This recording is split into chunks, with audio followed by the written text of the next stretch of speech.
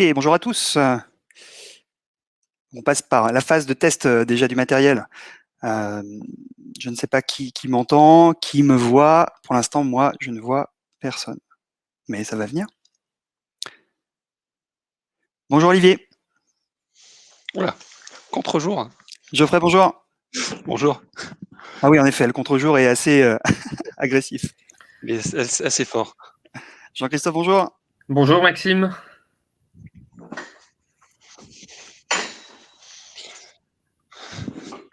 Voilà, c'est mieux. On va laisser tout le monde arriver. Ensuite, je vais commencer à présenter le sujet, vous présenter chacun d'entre vous. On va laisser aussi les gens se connecter, évidemment. Et puis, on débutera. Comment ça va? Hello. Au top. Plutôt bien. Bonjour Katia, bonjour Olivier. Bonjour. On attend un dernier interlocuteur. On est nombreux aujourd'hui. Tant mieux, ça va apporter un débat animé, je l'espère. Et quand ce sera fait, quand tout le monde sera présent, je présenterai tout le monde et on commencera, évidemment. Okay. Bonjour Barnabé, bonjour Jérémy.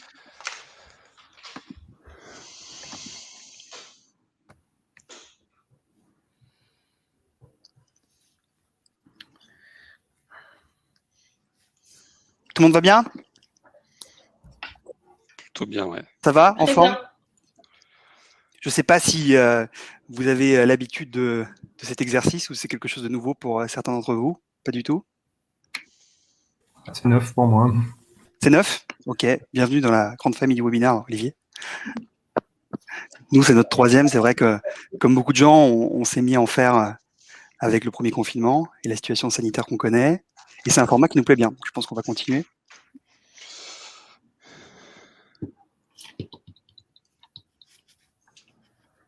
On a un petit retardataire.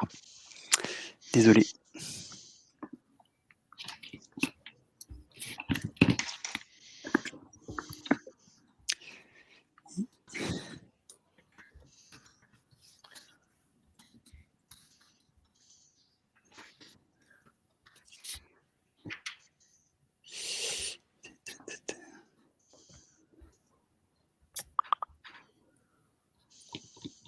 Ça y est, on me dit dans l'oreillette qu'il arrive. Ça ne va pas tarder. Ok, top. De toute façon, on laisse un petit peu les gens se connecter. On était censé commencer à 16h30, donc le temps que les gens se connectent, en général, il y a un petit décalage de 5 minutes avant qu'on rentre dans le vif du sujet et qu'on vous passe sur le grill. Du coup, soyons patients, mais ça va commencer. Donc là, aujourd'hui, on est un peu nombreux.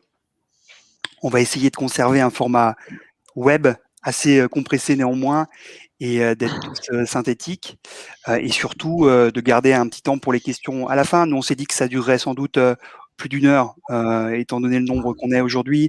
On table sur plutôt 1 heure et demie et peut-être laisser un petit quart d'heure à la fin pour pouvoir accueillir les questions et y répondre. Mais en tous les cas, voilà, s'il y a de la matière, on continuera à la traiter et pas de limite. Ok, bon bah ça y est, je pense qu'on est. Moi, j'aurais Oui. juste, je changerais d'environnement. Je passerai dans ma voiture à partir de 17h30. Ça devrait aller. Mais On aura peut-être fini. je prendrai les questions. C'est pas le problème. Ok, ça marche. Très bien. Bon, bah merci à tous d'être présents. Je suis très content de vous accueillir. Moi, en 2 mots, aujourd'hui, c'est pas moi qui vais parler tant que ça. Pour changer, d'habitude, je suis assez bavard, mais je vais vous laisser la parole le plus possible. Moi, je suis Maxime Thomas, je suis le responsable du cabinet de recrutement Brix, spécialisé dans les recrutements dans le BTP, l'immobilier. Aujourd'hui, on a la chance d'accueillir des gens experts dans leur domaine qui vont nous apporter leur éclairage. On a avec nous aujourd'hui Karim Médiard. Bonjour Karim. Bonjour tout le monde. Qui est le responsable régional de la recherche et innovation au CESI et qui est notre caution académique aujourd'hui, qui va nous apporter un peu des notions techniques pour essayer d'y voir plus clair dans ce domaine de l'intelligence artificielle dans le BTP. Voilà, je l'ai dit, c'est notre thème aujourd'hui aussi. Donc, un thème évidemment d'avant-garde, mais dont on entend de plus en plus parler et je pense qui est assez obscur pour énormément d'acteurs du BTP et de l'immobilier de manière générale, entre du secteur. hyper intéressant. On reçoit également Geoffrey Guilly. Bonjour Geoffrey, qui est le CEO de AI Tenders et qui aide les entreprises du BTP à gagner du temps sur leurs appels d'offres. En 2 mots, et qui va nous expliquer un peu plus en détail son modèle. Ça l'a fait partir. Du coup, ça lui a pas plu. Mais il va revenir. Donc bonjour à lui. Jean-Christophe Piron. Jean-Christophe, bonjour. Bonjour. Cofondateur de Vestack, c'est bien ça, qui a un concept qui est difficile à résumer en une phrase. J'ai essayé d'avoir une petite phrase introductive pour résumer l'activité de chacun, mais disons que vous faites de la conception et de la construction et que vous amenez un petit peu d'innovation dans tout ça pour gagner du temps, aussi aux acteurs du domaine. Donc, vous nous en direz un peu plus tard. On accueille également Olivier Gabriel et Katia Bonsanté, qui sont respectivement les Head of Data et Talent Acquisition Manager pour la société WeMaintain. Bonjour à vous deux. Merci d'avoir répondu présent. Et on vous accueille tous donc à l'occasion de ce 3e webinaire de BRICS sur le thème de l'intelligence artificielle dans le BTP. Et c'est parti. Donc ce qu'on va faire, on va organiser les choses de la façon suivante. Karim va commencer peut-être à apporter un cadre technique au thème que nous allons aborder aujourd'hui. Et ensuite, chacun d'entre vous serez amené à parler de votre modèle, parler de votre entreprise et comment l'intelligence artificielle intervient au quotidien dans vos business models, dans vos tâches et peut-être comment vous voyez une évolution à court, moyen et long terme en parlant de cela. Moi, j'ai bien envie que ce soit quelque chose d'assez dynamique. N'hésitez pas à vous interrompre, à vous challenger, à vous poser des questions, même si on gardera un temps à la fin pour aussi apporter du débat et du dynamisme à tout ça. Mais globalement, l'idée, c'est quand même que ce soit assez vivant. Et moi, je resterai un petit peu discret en arrière-plan. Si il faut relancer, apporter un petit peu d'eau au moulin, je le ferai évidemment. Mais je laisse les experts aussi prendre la parole. Voilà. Karim, c'est à vous. Je ne sais pas si vous m'entendez d'abord. Oui. Parfait. Merci d'abord de votre invitation. Je m'appelle Karim Bigard. Vous avez idée de la question académique. Promis, je ne parle pas du tout ni technique ni science. Je vais être le plus concret possible. Donc moi, ma mission, elle est double. Il y a évidemment la recherche et l'innovation. Donc, il y a toute une équipe qui travaille avec moi sur les questions liées à ce que j'appelle moi la construction 4.0, y compris évidemment l'intelligence artificielle. Et puis, évidemment, l'autre partie, c'est tout ce qui est renseignement, formation, montée en compétences, etc. Peut-être avant d'arriver au vif du sujet, sur l'intelligence artificielle dans la construction, j'aimerais bien peut-être planter le topo et dire pourquoi on parle d'intelligence artificielle finalement dans le domaine de la construction. Je vous rassure, ça va être très long. C'est simplement pour dire qu'il y a un petit bruit de fond quelque part. Est-ce que c'est moi ou est-ce qu'il y a quelqu'un d'autre? Je ne sais pas si vous l'entendez également. Bon. Moi, non. Parfait. Ça va peut-être de moi. Il y a un petit peu d'écho. Peut-être vous n'avez pas un micro ou un casque ou des écouteurs peut-être? Non, c'est le son de mon ordinateur. Donc ça ira alors, pas du tout. Pas grave. Oui, donc je voulais simplement dire pourquoi on parle d'intelligence artificielle aujourd'hui. C'est parce que le secteur de la construction, on a bigrement besoin. On a bigrement besoin parce qu'il traverse depuis quelques années d'importants problèmes liés évidemment au changement climatique. Le secteur de la construction est le pollueur et dégageur de CO2, notamment par ses matériaux, son activité, etc. C'est aussi un domaine où la productivité est très très faible, voire négative. C'est le seul secteur industriel où la productivité est en perpétuelle baisse. C'est simple, il y a un chiffre à retenir, 20% pour 20 ans. C'est quand même grave. Les autres industries, au contraire, la productivité croît. Évidemment, c'est un secteur où il y a beaucoup d'accidents, il y a beaucoup de malfaçons. Et puis c'est un secteur aussi, l'habitat traverse aussi un changement sociétal important. Aujourd'hui, les images sont demandeurs d'habitat spécifique, avec du confort, de la sécurité, etc. Et puis, les ménages ne sont plus linéaires. Je parle sur la question sociétale. On parle de famille au pluriel aujourd'hui. Un ménage, c'est plus je caricature, une femme, un homme, des enfants. Donc, il y a des familles homosexuelles composées, etc. La taille de la famille rétrécit, grossit, etc. Donc, l'habitat doit également s'adapter à cela. Tout ça pour dire qu'on va être amené de plus en plus à construire réversible, adaptatif, évolutif, etc., etc. Et ça fait appel à des outils techno dont on va parler tout à l'heure, et notamment l'IA. Donc, tout ça pour dire que cette mutation numérique qu'on vit actuellement, qui vient d'abord de l'industrie manufacturière, est une bénédiction pour le secteur de la construction. Ça va lui permettre d'avoir un levier pour justement essayer de répondre un peu aux problématiques que je viens de parler tout à l'heure. l'IA et l'intelligence artificielle est un outil très important, est un outil transverse de ce que j'appelle moi la construction 4.0, qui vient encore une fois essayer d'améliorer pour les points manquants dont j'ai parlé tout à l'heure.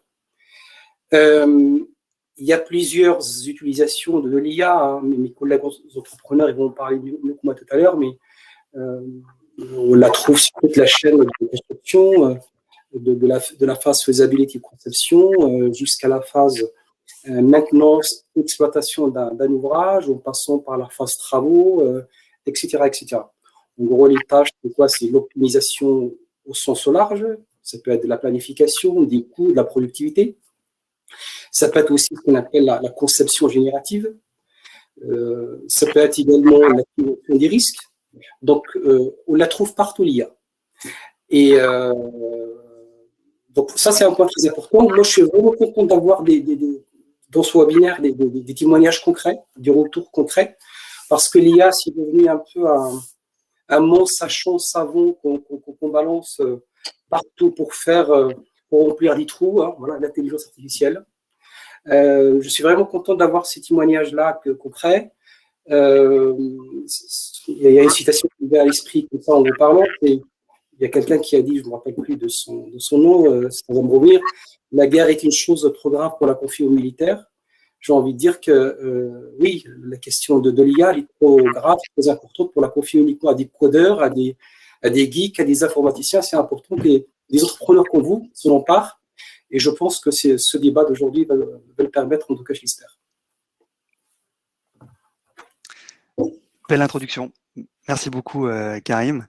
Je voulais commencer peut-être par Geoffrey pour suivre le fil, disons, naturel d'un projet de construction à travers ce thème. Geoffrey, pourriez-vous vous présenter? Bonjour. Oui, donc moi je suis Geoffrey Guilly, je suis le cofondateur d'A8Anders. Je suis un ancien de la construction, j'ai bossé plus de 15 ans, notamment dans les sociétés de consulting en ingénierie, Sistra, Agis, etc. Et la grosse problématique qu'on avait, effectivement, c'était de gérer le processus de réponse aux appels d'offres. Et parce que énormément de data, énormément de problématiques qui se posent dans un processus. Et le seul porte de sortie que j'ai trouvé, c'était d'essayer de mettre un peu d'intelligence artificielle dans le processus, et notamment pour gérer la tonne de data qu'on reçoit d'un seul coup en phase d'appel d'offres. Parce que tout commence là. Si on reprend le cycle de vie d'une boîte de BTP, c'est 95% de son chiffre d'affaires provient du processus de réponse aux appels d'offres. Donc, on se plante sur une exigence, sur un risque en phase d'appel d'offres, et on est tanké sur la durée de vie du projet. Donc, c'est très important dès le départ, dès le premier jour du projet, d'avoir de l'information et de l'information augmentée pour que l'ensemble des équipes puissent travailler de manière rapide sur le projet, puissent comprendre tout ce qui se passe sur le projet, et puissent emmagasiner de la data et faire du suivi correct du contrat au fur et à mesure du cycle de vie du projet, jusqu'à la phase d'exécution, etc. Et moi, il faut regarder ça un petit peu. Souvent, les boîtes font du 20-80, ils passent 20% de leur temps sur 80% des problèmes. L'intelligence artificielle permet de dégager pas mal de temps. Donc, on va réduire considérablement le temps passé pour découvrir des problématiques. Et ce temps réinvesti derrière, souvent, ce qu'on voit chez nos clients, c'est que ce gain de temps est réinvesti sur la qualité de l'offre, sur la compréhension des problématiques, sur casser les problèmes qu'il peut y avoir entre les différentes équipes, les différents silos. Et donc, une meilleure compréhension du projet, une meilleure rédaction de l'offre fait gagner automatiquement l'offre et permet dès le jour 1, dès le premier jour de réception des DCE, de commencer à envisager des claims ou envisager des solutions de contournement de problématiques techniques, etc. Donc, l'intelligence artificielle est un outil, ça ne résout pas tout, hein. On ne va pas changer un process ou transformer les équipes particulièrement, en tout cas transformer l'organisation des process, de la structure hiérarchique et de la société. On ne va pas virer les gens, etc. L'IA va permettre juste de dégager ce temps-là qui était passé sur 80% de tâches qui ne servaient pas à grand-chose, et de dégager ce temps-là pour faire gagner des offres. Et donc nous, on est en amont du process, mais en fait, quand on regarde bien, beaucoup de processus sur le domaine de la construction sont liés en fait aux interactions qu'il peut y avoir entre le donneur d'ordre et les contractants. C'est lié aux documents qui sont échangés, c'est lié à beaucoup de data qui est générée au fur et à mesure du temps dans le projet. Ça va être des notes de calcul, ça va être des livrables, des choses comme ça. Et c'est souvent sur cette data qu'il y a beaucoup de problèmes qui est généré. Donc, une mauvaise compréhension des exigences, une exigence qui n'a pas été suivie pendant l'exécution du projet, etc., etc. Et donc, là, l'IA permet, dans un premier temps, de pouvoir extraire correctement l'information qu'il y a dans les documents. Vous avez tout type de documents, des PDF surtout, hein, c'est surtout les PDF qui sont échangés. Donc, permet de récupérer cette information, de l'augmenter, et de permettre d'aller faire des comparables de document à document, de faire de la traçabilité ensuite sur la durée de vie du projet. Voilà en quelques minutes. Ok. Donc il y a beaucoup de sujets, hein, clairement en fait.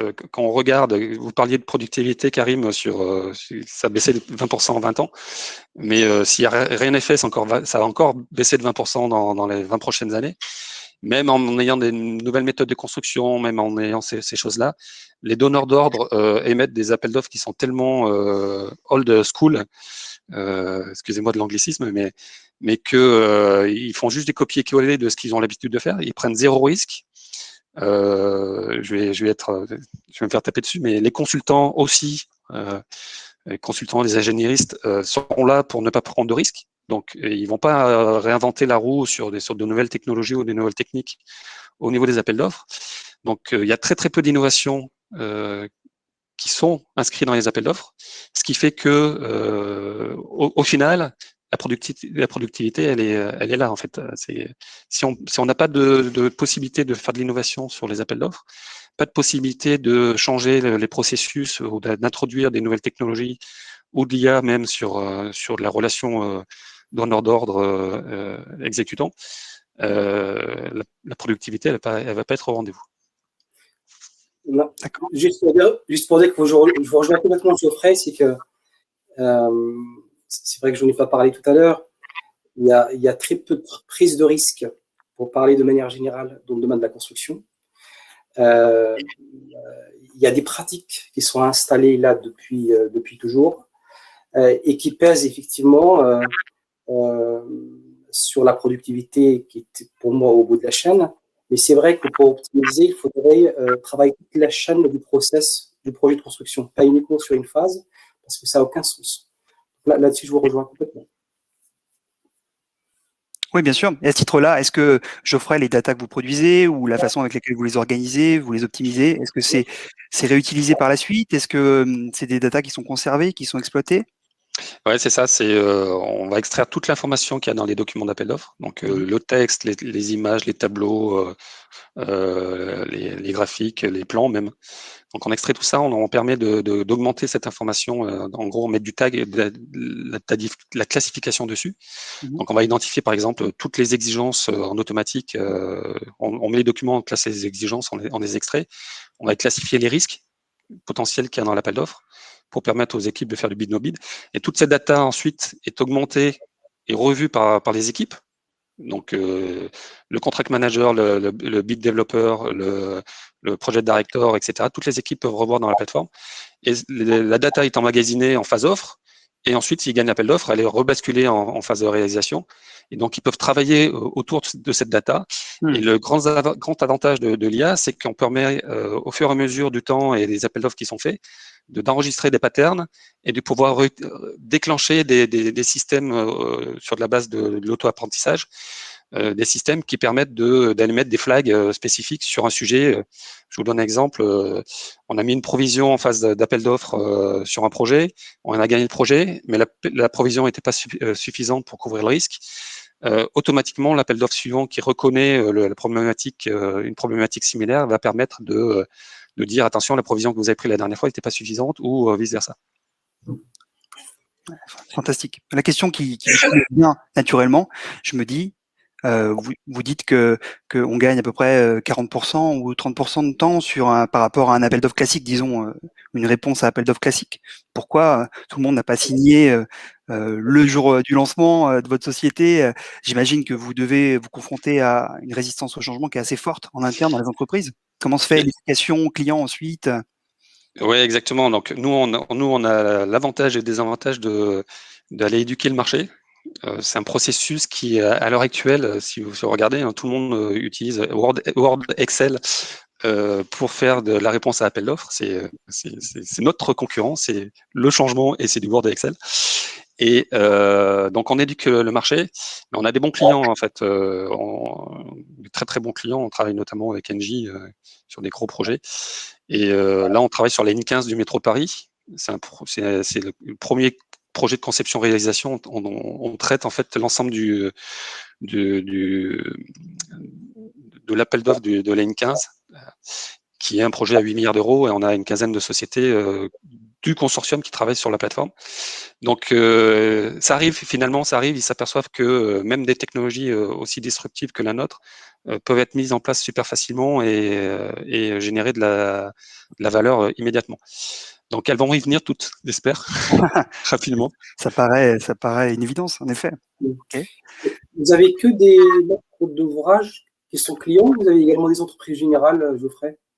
Les deux, maîtres d'ouvrage. Enfin, nous, on est plutôt entreprise générale à l'heure actuelle, répondant, mais on a aussi des MOA, des MOE qui regardent aussi pour utiliser A-Tenders pour mieux générer leurs documents d'appel d'offres, parce que j'ai des petites statistiques, je vous dirai ça un peu plus tard, mais c'est assez alléchant, je vous dirai ça.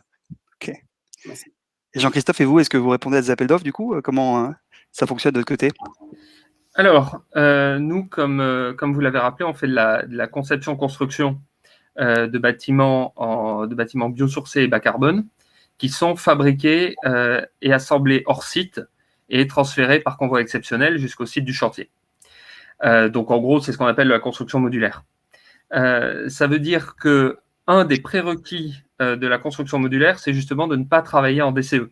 C'est-à-dire que si on arrive au moment du processus de DCE, on est trop tard parce que souvent les esquisses ont déjà été faites, le permis de construire est bien souvent déposé et l'écueil de beaucoup de constructeurs modulaires qui a parfois conduit à des échecs, ça a été de vouloir faire rentrer au forceps ou au chausse-pied une technologie modulaire dans des bâtiments qui n'avaient pas été pensés pour l'être. Donc nous, notre approche, c'est d'aller travailler directement avec les maîtres d'ouvrage pour co-concevoir le bâtiment avec les architectes qui sont des partenaires privilégiés évidemment dans l'acte de construire et de penser le bâtiment. Et évidemment, je reviens pas, mais je partage totalement le diagnostic et les éléments qui ont été partagés par Karim et Geoffrey, notamment sur la productivité. Dans une vie précédente, j'étais consultant. Désolé Geoffrey, mais pas dans la construction. J'étais consultant dans un cabinet qui s'appelle McKinsey. Ce qui vous a donné envie de tout changer, évidemment. Oui, absolument, absolument. Mais j'étais à mon corps défendant, je m'occupais pas du tout de problématiques d'infra. En revanche, j'ai pu être amené à travailler sur des sujets de macroéconomie autour de la problématique de la construction, qui ont mis en évidence, on avait fait quelques rapports qui reprenaient notamment ces fameux chiffres, qui aujourd'hui sont très largement partagés. Et en effet, il y a un sujet de productivité. La manière dont nous, on a décidé d'adresser ce problème de productivité, qui touche l'ensemble de la chaîne de valeur, que ce soit la conception ou la fabrication, c'est à travers deux jambes technologiques. Une première, c'est à travers le développement d'un système de conception interne, donc qui reprend une base BIM, on est en Revit, mais on a travaillé un plugin dont je vais détailler quelques features, qui se base entre autres sur des algorithmes et de l'intelligence artificielle pour venir non pas supplanter ni l'architecte ni les concepteurs, mais les suppléer, c'est-à-dire vraiment dans une logique pour les complémenter, pour par rapport à ce que disait Geoffrey, enlever toutes les tâches à non-valeur ajoutée et permettre à l'humain de se focaliser sur de la valeur ajoutée pour gagner de la productivité, y compris aider les architectes demain à faire 5 ou 6 projets à la fois quand aujourd'hui ils en font qu'un. Je parle d'ordre de grandeur évidemment. Et une deuxième jambe technologique qui est un système de construction et d'assemblage hors site basé sur de la robotique, mais là aussi avec des robots qui viennent renforcer la puissance mécanique de l'homme ou viennent faire là où l'homme n'est pas capable d'être performant face à la machine, mais qui ne viennent pas totalement le supplanter, puisque l'objectif, c'est évidemment de créer aussi des nouveaux métiers du bâtiment qui vont être des conducteurs de robots, des choses comme ça. Pour répondre très concrètement sur la problématique intelligence artificielle, je vais vous donner 2 exemples de ce qu'on fait chez Vestac. Sur la partie conception, on a notre petit software qu'on appelle Ludwig, qui a 2 features entre autres, mais qui en a plein d'autres, mais les 2 que je vais vous détailler aujourd'hui, c'est une première qui, lorsqu'on a une parcelle à étudier, nous permet de dessiner l'emprise du bâtiment, et une fois qu'on a dessiné l'emprise à plat, nous génère automatiquement une structure optimisée pour le modulaire, qui va maximiser notamment la surface habitable ou un autre paramètre si c'est le choix du donneur d'ordre. Mais souvent, comme nous, on se destine au logement, on va plutôt maximiser la surface habitable. Donc ça, c'est un premier point. Et ce qui nous permet de sortir instantanément une structure qui a été testée des centaines de milliers de fois et qui est optimisée à la fois par rapport à notre système constructif et par rapport aux desiderata du constructeur. Et à partir de là, cette structure peut venir être à la fois habillée, aménagée par l'architecte qui, avec son regard, va pouvoir en faire quelque chose qui sort de l'ordinaire ou du bâtiment conteneur, puisque nos modules ne sont pas limités à des formes parallélépipédiques. Ça, c'est le premier point. Une deuxième feature de ce logiciel, c'est la génération automatique des permis de construire. Tous ceux qui ont travaillé sur un permis de construire savent à quel point ça peut être fastidieux. On arrive aujourd'hui à pré-remplir considérablement les éléments du permis de construire, notamment toutes les vues de coupe, les vues en plan. On va chercher des images automatiquement sur Google Earth pour les illustrations. Et tout ça est fait par une routine algorithmique qui vient appuyer et assister l'architecte de manière à ce que, là aussi, ce travail dont on peut juger de la valeur ajoutée, que cet irritant soit enlevé pour qu'il puisse soit gagner en productivité, soit se focaliser sur d'autres tâches sur le même projet. Donc ça, c'est pour la partie software. Et puis, pour la partie, entre guillemets, hardware, on conçoit nos propres robots. Un des constats, là, j'y reviendrai pas parce qu'on n'aura pas le temps, mais depuis 2 jours, on parle beaucoup de l'arrêt d'activité de Catera, qui est une société qui avait levé plus de 2 milliards de dollars, qui voulait automatiser totalement la fabrication, etc. Nous, on est sur une solution ultra low capex qui nous impose de concevoir nous-mêmes nos robots et qui sont des robots qui ne sont pas des automates, qui sont vraiment des robots. Donc, c'est des robots extrêmement spécialisés sur certains actes sur lesquels l'homme est assez limité, par exemple planter des clous extrêmement vite ou autre. Et les algorithmes utilisés par ces robots sont issus notamment de l'intelligence artificielle, puisque ce ne sont pas des chemins préprogrammés, c'est le robot qui, sur une pièce donnée, conçoit automatiquement sa cinématique de manière à pouvoir assembler le plus rapidement possible l'élément courant. Voilà, j'ai été un peu rapide, mais c'est vraiment nos deux piliers qui utilisent l'IA, avec une spécificité de Vestac, c'est que nous ne commercialisons pas notre technologie, nous utilisons notre technologie en interne pour produire plus efficacement des bâtiments et nous commercialisons les bâtiments. Bien sûr. Ok. Du coup, vos clients, les maîtres d'ouvrage, est-ce qu'ils voient une différence? Quel retour vous avez par rapport à vos constructions? Est-ce qu'ils pensent que c'est un modèle qui va se mettre en place?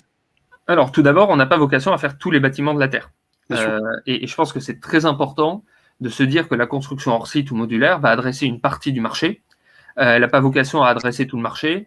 Et ce qu'il y a de sympa quand même pour toutes les personnes qui assistent à ce webinaire, c'est que la construction, c'est le plus grand pollueur au monde, mais c'est aussi le plus grand marché du monde. On est entre 10 et 15% du PIB des pays développés en fonction du périmètre qu'on prend. Donc, il y a de quoi vivre pour tout le monde. Il faut simplement bien définir le where to play et le how to play. Et donc, nos clients qui sont soit des promoteurs, soit des opérateurs, mais tout le temps spécialisés sur de l'hébergement, donc de l'hôtellerie, de la résidence senior, etc., accueillent plutôt très favorablement cette approche qui est en fait une approche de produit et qui a plusieurs avantages. Il y a les avantages de la construction hors site, qui est un meilleur respect des délais puisqu'on est moins soumis aux intempéries.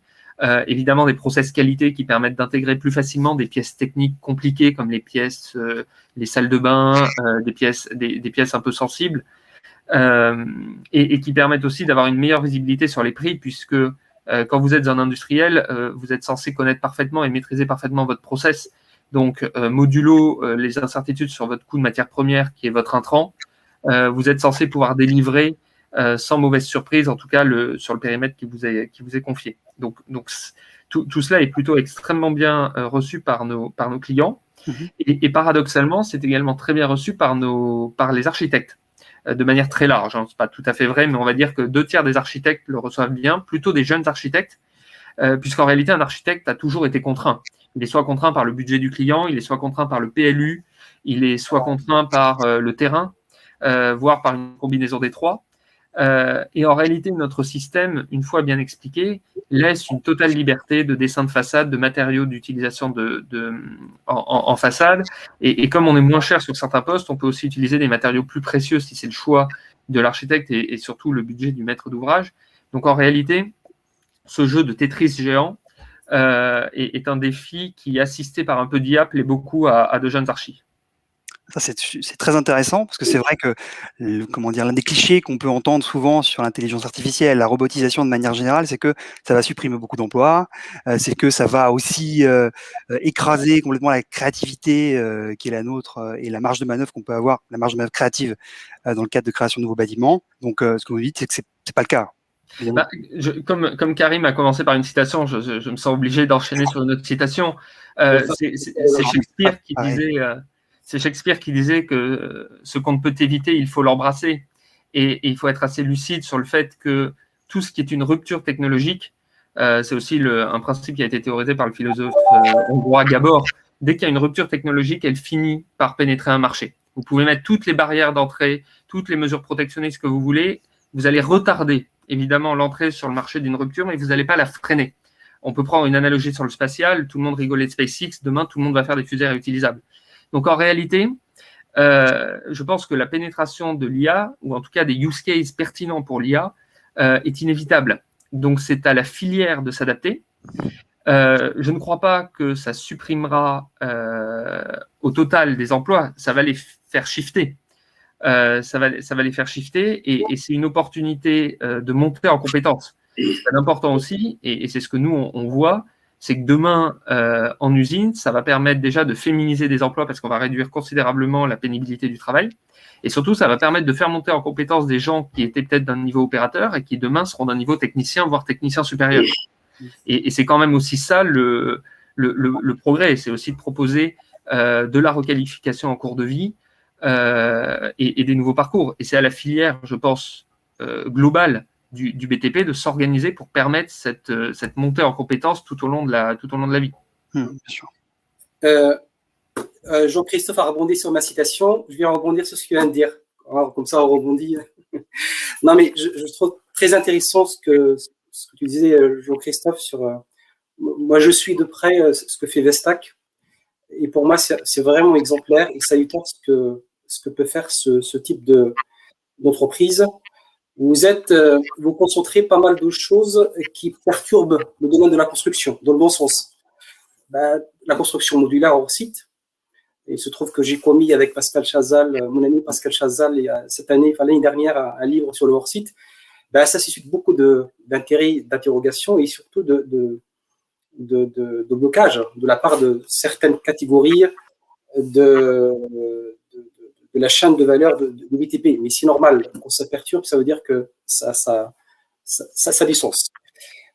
Donc le modulaire, la construction de bois, j'ai cru comprendre que vous êtes beaucoup de bois qui est par définition modulaire et hors site, donc ça c'est salutaire.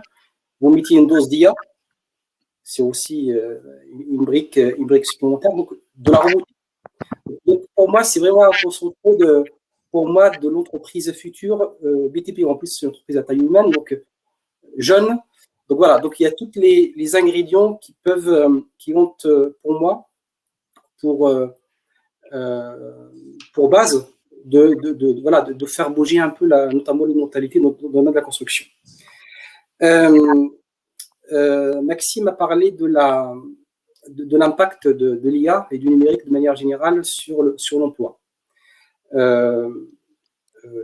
y a un certain nombre de rapports, pour ne pas dire un nombre certain de rapports, qui disent qu'effectivement, l'avènement du numérique, de l'IA en particulier, va fortement impacter les métiers existants, voire en supprimer un certain nombre.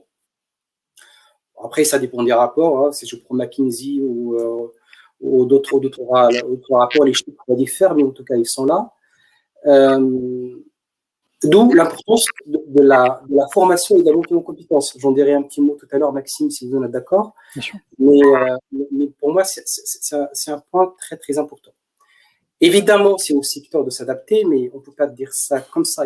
Le secteur doit être accompagné, surtout en France, où on a une tradition assez forte de présence de corps professionnels, de corps syndicaux, etc., etc. Donc, on a besoin, certes, de dire il faut faire bouger les choses, mais il faudrait aussi accompagner tout ça. On l'a vu sur le BIM, par exemple. Sur le BIM, il y a toujours de la résistance. Il y a eu beaucoup de résistance au départ. Et maintenant, la filière commence à s'emparer un peu de ça. On va voir certainement la même chose sur le hors-site, certainement la même chose sur l'IA. L'idée, évidemment, c'est d'avancer, c'est de démontrer par l'exemple. Autour de cette table, de cette visio, il y a quand même des entreprises qui s'emparent de cet outil-là et qui font un business. Le mot business est loin d'être un mot en place. Donc voilà, s'adapter certes, mais surtout accompagner. Voilà. Par l'innovation, par la formation, mais la formation, on en parlera tout à l'heure si vous en êtes d'accord. Bien sûr, Karim, on y viendra. Alors, Olivier et Katia, j'espère que vous avez préparé une citation ou une pour deux suffira. Mais en tout cas, je vous laisse peut-être prendre la parole et expliquer comment, tous ces éléments, vous les utilisez vous dans votre quotidien et dans votre société. Peut-être Olivier d'abord et ensuite Katia. En fait, on avait prévu de le faire dans l'autre sens, mais. Bien sûr, Katia d'abord. Vas-y, Katia, je t'en prie. Donc, du coup, nous, aujourd'hui, on est chez WeMaintain. WeMaintain, c'est quoi? C'est une start-up qui est spécialisée dans la maintenance d'ascenseurs. Donc, c'est un milieu qui est un petit peu archaïque. Donc, on n'est pas dans la construction. On intervient forcément un petit peu après. Et aujourd'hui, en fait, WeMaintain s'est attaqué à un secteur qui est, on va dire, dirigé par 4 mammouths. Qui existe depuis toujours, et on est venu mettre un petit peu de numérique, un petit peu d'humain dans tout ça. Concrètement, là où aujourd'hui WeMaintain intervient, les premiers domaines, ça va être la revalorisation du métier de technicien de maintenance, qui est un métier qui n'est pas trop souvent bafoué, malheureusement, qui n'est pas reconnu à sa juste valeur. Donc, c'est quelque chose de très technique et manuel qui demande des compétences pas évidentes. Et malheureusement, ils n'ont pas la reconnaissance qu'ils devraient avoir. Donc, on s'est d'abord attaqué à ça.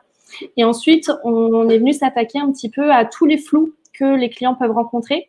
Donc, typiquement, ça va être dans quel état est leur cage d'ascenseur, où en sont leurs réparations, où est-ce qu'elles en sont leurs factures, quand est-ce que là, le technicien intervient, qu'est-ce qu'il a trouvé. Et on a du coup une équipe IoT chez nous qui a développé pas mal de petites choses qui nous permet de faire ce qu'on va appeler de la maintenance prédictive, puisqu'aujourd'hui, on est sur de la maintenance corrective, donc on corrige les pannes, et on est en train de développer du coup des petites choses qui vont nous permettre d'anticiper les pannes et faire forcément des économies de coûts sur les pièces, etc. Je vais laisser du coup Olivier présenter cette partie-là, puisque c'est plus son domaine que le mien. Voilà. Et on sait ce qui est arrivé au mammouth à la fin de l'histoire, hein, quand même. Exactement. Ouais, donc nous, de notre côté, ce qu'il faut voir, c'est que WeMaintain, en tant que fait de la maintenance technique, on se retrouve en lien avec plusieurs parties prenantes. Donc tout d'abord, il y a bien sûr le client qui paye pour le service de maintenance. Ensuite, vous avez nos équipes Ops dans nos bureaux. Et ensuite, il y a les techniciens qui sont directement sur le terrain. Et notre travail chez WeMaintain, c'est justement d'utiliser le numérique pour revaloriser les métiers techniques. Et ça veut dire très concrètement qu'on apporte de nouvelles possibilités aux différentes parties prenantes dont je viens de parler. Donc, typiquement pour les clients, c'est un niveau de transparence accru parce que les techniciens disposent d'une app sur laquelle ils peuvent rentrer les informations au fur et à mesure qu'ils font la visite. Et ces informations sont dirigées ensuite directement, sans filtre, vers les techniciens, vers les clients. Ça, c'est un premier type d'information qu'on envoie aux clients. On peut aussi leur donner des informations de trafic en utilisant notre petit boîtier IoT, dont je vais vous parler sans doute un peu plus tard. Donc voilà, ça c'était la première partie concernant les clients. Au niveau des équipes opérationnelles, on peut leur proposer d'abord, là encore, un service de rassembler l'intégralité des données dont on dispose pour un contrat, pour un client donné. Et ça permet justement de gagner en efficacité au moment de choisir quelles sont les interventions qu'on veut mener. Donc en ça, on rejoint tout à fait les problématiques qu'il y avait sur AI Tenders, sur comment faire pour réagir plus rapidement grâce en l'occurrence au numérique. Ce qu'on peut faire aussi au niveau des équipes opérationnelles, c'est de la détection d'anomalies, toujours avec le petit boîtier.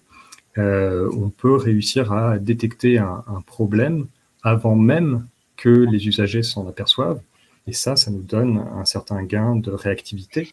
C'est-à-dire qu'on peut déclencher l'intervention avant même que l'alerte ait été remontée par les usagers. Ça nous fait gagner du temps encore.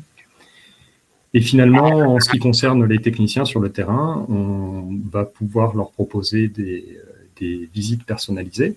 C'est-à-dire que, comme on est en train de suivre l'ascenseur en permanence, on peut savoir combien de fois la porte s'est ouverte ou s'est fermée. À l'intérieur d'une porte d'ascenseur, vous avez une petite roulette. Et donc, au bout de 10 000 ouvertures-fermetures, c'est peut-être une bonne idée de vérifier dans quel état se trouve la roulette en question, ce qui est quelque chose qui n'est pas suivi de cette façon-là par les 4 mammouths dont parlait Katia. Donc voilà, visite personnalisée. On va permettre aussi de faire un dépannage plus efficace et particulièrement de comprendre les problèmes de panne intermittente. Donc ça, les pannes intermittentes, c'est les choses vraiment désagréables sur les ascenseurs, c'est-à-dire que ce sont des pannes qui arrivent aléatoirement. Donc vous constatez le problème, vous appelez quelqu'un, on envoie le technicien, et évidemment, le temps que le technicien arrive, le problème n'existe plus. Pourtant, il a existé, mais il n'y avait personne pour l'enregistrer. Nous, grâce à notre boîtier, on est capable de suivre en permanence l'évolution de l'ascenseur, et du coup, on est capable de caractériser les pannes intermittentes. Et de cette façon-là, on peut réussir à proposer des solutions qui sont plus adaptées aux problèmes.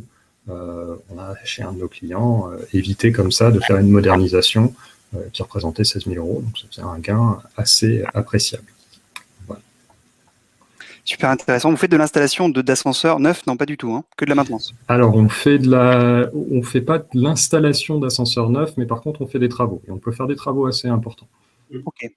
La question que je me pose toujours, c'est est-ce que voilà, vous utilisez la donnée que vous produisez quand un technicien se déplace sur une intervention et ensuite, voilà, le reporting qui est produit, vous en servez. Mais est-ce que vous avez des difficultés à obtenir de la donnée qui est antérieure à ce moment-là, sur le moment de la construction, sur voilà, parce que tout ce qu'on vient de dire sur la chaîne d'un projet de construction, c'est quelque chose de nouveau. Donc j'imagine que les anciens immeubles qui sont plus, voilà, où vous avez des plans en noir et blanc à la main. Ah bah oui, donc clairement, ça c'est un vrai problème. Et oui, intégrer des données préexistantes, c'est quelque chose qui ne nous est jamais arrivé jusqu'à présent. Ouais. Mais ce qui est remarquable avec le système de boîtier qu'on a mis au point, c'est qu'il s'adapte à tout type d'ascenseur. Et donc, en fait, on est tout à fait capable d'installer notre boîtier sur un ascenseur des années 30. Quoi. Et, ouais, voilà. J'ai cru comprendre que ça date d'avant pandémie, lors d'une table ronde. J'ai cru comprendre qu'il y a un des 4 mammouths qui utilisait de la maintenance prédictive à base d'IA. Je ne sais pas quelle est la différence entre ce que vous faites vous et ce fameux mammouth. Alors, bon, bah ça c'est... regardons donc la question de la maintenance prédictive. Alors, en fait, le souci avec la notion de maintenance prédictive, c'est que c'est extrêmement polysémique. Et c'est d'autant plus compliqué que, en fait, il y a des niveaux de maintenance prédictive. Pour moi, la maintenance prédictive au sens strict et fort, c'est de dire je suis capable de prédire, d'où le prédictif, une panne spécifique sur un composant spécifique. Et ça, j'ai suivi beaucoup de publicités des autres, des grands fabricants d'ascenseurs, et jusqu'à présent, j'ai jamais vu ça. Maintenant, lorsque je disais que le sujet était un peu difficile, c'est parce que ensuite vous avez d'autres approches où on pourrait faire des choses qu'on pourrait appeler prédictifs, mais dans un sens plus faible. Typiquement, vous pouvez faire des statistiques sur l'utilisation de l'ascenseur, des statistiques sur les pannes de l'ascenseur, et c'est une hypothèse tout à fait raisonnable que de penser qu'un ascenseur qui vous pose problème à un moment donné va continuer à vous poser problème dans les mois à venir. Et donc ça, on pourrait voir ça comme du prédictif dans un sens plus faible. Et donc ouais, ça c'est une façon dont on peut définir prédictif. On peut aussi, définir des niveaux de prédictivité, pour ainsi dire. On peut aussi s'intéresser sur à quel point je suis capable de prédire une panne longtemps à l'avance. Je suis désolé, je vais être un tout petit peu technique. En France, la règle pour la maintenance d'ascenseur, c'est de faire une visite toutes les 6 semaines. Donc, si on veut vraiment faire du prédictif au sens fort dans la maintenance d'ascenseur, il faut être capable de prévoir une panne 6 semaines à l'avance. Là aussi, j'ai pas de signe que c'est quelque chose que les 4 grands réussissent à faire. Ce que je peux dire, par contre, c'est que nous, chez WeMaintain, on est dans une approche de complémentarité. Donc, c'est vraiment quelque chose qu'on a en commun avec les STAC. On est vraiment dans une approche de complémentarité entre la partie humaine et la partie numérique informatique. Donc, ça se traduit par un certain nombre de choses. Je vous parlais de mon point de vue à partir de l'équipe IoT Data. On considère qu'une de nos missions, c'est justement de commencer par bien comprendre, bien s'imprégner du système sur lequel on agit. Donc très concrètement, ça veut dire que personnellement, j'ai passé la certification pour aller faire des opérations sur les toits cabines, parce que bon, l'ascenseur, en fait, c'est un système technique industriel potentiellement dangereux, avec un certain nombre de règles, donc il faut des certifications pour aller faire ça, et donc à partir du moment où on l'a passé, on a déjà une certaine sensibilité vis-à- de quels sont les problèmes auxquels les techniciens sur le terrain sont confrontés. Et du coup, ça change la façon dont on envisage de présenter les informations, par exemple, aux techniciens. Bien sûr. Merci beaucoup, Olivier. Alors Katia, entre recruteurs, on se comprend. J'imagine qu'il y a des difficultés aussi en matière de recrutement pour recruter des profils techniques qui soient adaptés, disons, à ce nouveau besoin que vous avez. Alors je ne sais pas, est-ce que vous formez les gens? J'imagine que vous recrutez aussi chez les grandes entreprises du secteur actuel. Alors comment vous les faites, vous les transformez en quelque sorte, on peut dire ça comme ça? Est-ce que Alors, c'est en effet, nécessaire déjà? ouais. Alors, les recrutements aujourd'hui chez Maintain sont très variés parce que ça va du technicien de maintenance aux ops, au marketing, en passant par la data, le développement. Donc, c'est vraiment du 360. Pour le coup, on a quelques personnes chez Maintain qui, en effet, vont venir des Cap Mammouth. Mais après, c'est pas un critère chez nous sur le recrutement. Ça peut toujours apporter du plus sur le poste, mais c'est vraiment pas un critère. On veut des gens qui sont débrouillards, qui ont envie de bien faire, qui croient au projet. Et déjà ça, en fait, c'est des critères qui sont pas évidents, l'air de rien. Les difficultés qu'on peut rencontrer, étonnamment, elles vont pas forcément être sur la partie technique. Et quand je vais parler de la partie technique, je vais penser à l'équipe de développement web, à l'équipe data ou à l'équipe product encore. Parce qu'on est quand même sur un marché de niche. Et c'est quelque chose qui intéresse beaucoup les gens parce qu'on est là pour dépoussiérer un marché, on apporte de la technologie, alors c'est un gros mot, hein, mais dans quelque chose qui est resté figé pendant des années. Et donc, en général, ça, les gens, ça les stimule pas mal. Là où on va rencontrer peut-être un peu plus de difficultés, c'est pour recruter des profils très opérationnels. Et donc, typiquement, des gens qui vont faire du technicien de maintenance, qui vont faire du gros travaux. Et pourquoi est-ce qu'on va rencontrer des difficultés Parce que c'est des postes qui sont en tension aujourd'hui. Pendant des années, on a répété que c'était des sous-métiers. Alors, du coup, forcément, les gens sont partis dans d'autres choses. Donc, on est quand même sur quelque chose en flux tendu sur ces types de recrutement où on va avoir en fait soit des gens très expérimentés, soit des gens qui viennent d'être diplômés, qui ont 1 à 2 ans d'expérience. Des gens qui vont avoir 5-6 ans, il y en a, mais clairement pas autant. Là aussi, où on peut rencontrer une difficulté, c'est que aujourd'hui, on a intégré du numérique, donc de la technologie dans leur façon de travailler. Et tout le monde n'est pas capable, en fait, de l'utiliser au quotidien. Ça peut paraître bête. On est beaucoup à être né avec la génération Internet, ce genre de choses. Mais on va avoir des personnes qui, aujourd'hui, il va vraiment falloir les accompagner sur la prise en main du smartphone, comment utiliser l'application, pourquoi, parfois, est-ce qu'on va capter ou pas. Donc, c'est pas toujours très évident. On a des gens qui sont plutôt très expérimentés chez Maintain. On commence tout juste à ouvrir des postes sur des personnes juniors. Donc là, typiquement, on va recruter quelqu'un qui sort d'école sur un poste de technicien de maintenance, chose qu'on ne pouvait pas faire avant. Pourquoi? Parce que il nous fallait des gens déjà formés, parce qu'on n'avait pas forcément la bande passante aussi pour les former. Moi, c'est quelque chose que j'estime très important, c'est on ne prend pas des jeunes pour dire de prendre des jeunes, c'est si on prend des jeunes, c'est parce qu'on a les capacités de les former, parce qu'on va pouvoir leur accorder du temps, parce que ça va être frustrant des deux côtés. Et là, aujourd'hui, justement, cette bande passante, on l'a. Alors, si on peut, en effet, former des gens sur ce type de sujet, on y va avec grand plaisir. Donc, c'est quelque chose qu'on est en train de faire. Et aujourd'hui, en effet, on a de plus en plus des gens qui sont chez les concurrents, qui viennent nous envoyer leur candidature, qui nous disent coucou, je vois que vous grandissez, je vois que vous faites des levées de fonds et tout, est-ce qu'on peut discuter? Chose qu'il y a 1 an, moi typiquement, j'avais pas tellement. Et là, en ce moment, c'est assez fréquent. Et ce qui fait que ces gens vont venir, c'est en général des personnes qui vont avoir beaucoup de considération pour autrui. Donc, typiquement, tout à l'heure, je parlais de la revalorisation du métier de technicien de maintenance. Un chiffre qui va assez parler. En moyenne, chez les concurrents, un technicien de maintenance peut avoir un peu plus de 200 ascenseurs à gérer dans son portefeuille. Chez nous, il tourne en moyenne à 80.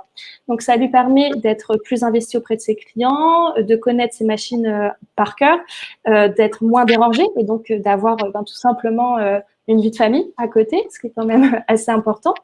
Et c'est des gens qui sont aussi revalorisés financièrement. on paye en moyenne 20% plus cher nos techniciens de maintenance que chez nos concurrents. Et donc, forcément, il y a des personnes qui sont assez sensibles à ça et qui se disent, OK, en fait, chez Humantain, je vais venir, je vais être considérée sur mon poste, je vais pouvoir avoir du temps pour voir ma femme, mes enfants. Alors, je dis ma femme et mes enfants parce que malheureusement, pour le moment, on n'a que des hommes en tant que technicien de maintenance. Et du coup, les gens viennent d'eux-mêmes. Et côté Ops, c'est la même chose. Là, dernièrement, on a recruté 2 personnes du coup qui étaient chez l'un de nos concurrents. Et en fait, ils viennent parce que justement, on a cette considération pour les gens. Et puis aussi, on a ce petit truc qui fait que chaque personne chez Humantain est écoutée et entendue. On peut discuter directement avec les founders, ce qui est quand même assez appréciable. Et c'est possible quand on est une petite boîte. Et tout simplement parce que voilà, on considère chaque personne chez nous, on reste dans un secteur qui est quand même assez particulier et où on essaye d'implémenter de la technologie au quotidien et où la vie de chacun est pris en compte. Ouais, je comprends. Et c'est exactement ça. Et ça, je pense que c'est important de souligner ça aussi, de dire que en fait, le fait d'apporter de la technologie, de l'intelligence artificielle notamment à nos métiers permet de récupérer de la croissance, de la marge, de se positionner dans un secteur qui, comme on l'a tous dit, était en productivité négative, donc qui ne permettait pas de proposer des opportunités aux différents collaborateurs qu'on peut croiser. Et cela, ça permet de proposer à chacun une marge d'évolution qui est intéressante, que ce soit sur le plan professionnel avec l'acquisition de nouvelles compétences, mais aussi évidemment, ça va avec la rémunération, entre autres. Et ça, c'est motivant, c'est certain. Et aussi l'accord du temps, bien sûr. De pas être sur Et pour reprendre un petit peu ce que disait, alors je ne sais plus si c'était Karine ou Geoffrey, mais concrètement pour nous aujourd'hui, cette technologie, elle n'est pas là pour remplacer l'humain, elle est vraiment là pour aider, c'est un support. Et c'est pas là pour se dire ouais, une fois qu'on sera complètement opérationnel, on va pouvoir se séparer des gens. Non, nous si on développe ça, c'est avant tout pour aider et le client, et nos ops, et nos techniciens de maintenance. Ouais, juste pour confirmer, Katia, moi qui ai vu beaucoup de personnes sur du processus d'appel d'offres, en général, elles tiennent avant la première dépression, elles tiennent 1 an. Après la deuxième dépression, elles ont quitté la société ou elles ont changé de poste. Malheureusement, souvent les boîtes de BTP, etc., font passer les jeunes sur le processus de l'appel d'offres. C'est quasiment l'un des premiers jobs qu'ils font et c'est pas forcément très flatteur. Ça les détruit plus qu'autre chose parce que voilà, ils passent beaucoup de temps à faire des choses qui voilà. C'est un processus où il y a de la pression. Ils doivent répondre à l'appel d'offres en 45 jours, en 30 jours. Ils sont sous pression en permanence. Et à la fin, ils perdent 80% de leurs offres. Donc, ils sabrent le champagne que une fois dans le mois ou une fois dans le trimestre. Donc, c'est pas très valorisant. Ils apprennent plein de choses, par contre, ça c'est clair. Ils apprennent plein de choses, ils apprennent le métier, mais c'est pas très valorisant pour eux. Et en général, il y a beaucoup de turnover sur ces postes-là. Ouais, après, nous, pour le coup, l'IA peut apporter énormément justement sur ce genre de choses. On a alors je dis de la chance, mais c'est surtout du travail en fait. Mais nos sales, on a pour le moment pas de turnover. On a des gens qui sont expérimentés parce que de base, c'est un métier qui est difficile. Et en plus, répondre à des appels d'offres pour gagner un marché dans de l'ascenseur, ça demande un vocabulaire technique qui est vraiment pas donné. Donc, si on envoie en effet des petits jeunes sortis de diplôme, aussi belle leur école puisse-t-elle être, c'est vraiment pas leur rendre service. Et en plus, on est sur des process, des funnels de vente longues. Donc, les gens peuvent commencer en janvier et voir en fait le fruit de leur travail 10 mois plus tard. Ce qui peut être en fait démotivant quand on commence dans ce métier.